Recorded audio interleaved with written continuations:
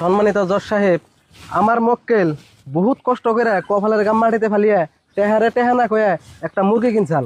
তারপরে আমার মক্কেল যেরকম করে কপালের গাম মাটিতে ফালিয়ে মুরগি কিনছাল, ওই রকম করে মুরগিতে কপালের গাম মাটিতে ফালিয়ে দিনে 3-4টা করে আন্ডা পারছে। সেই আন্ডা গুনা সব কিসমত খেয়ে লাইছে।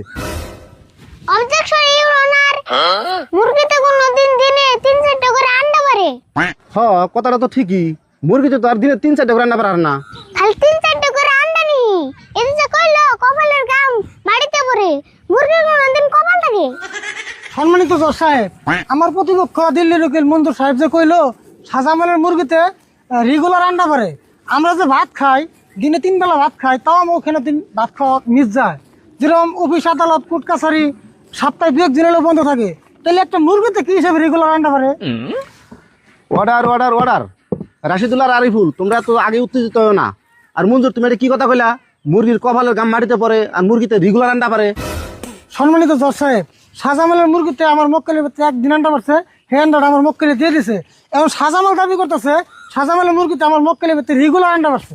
জজ সাহেব,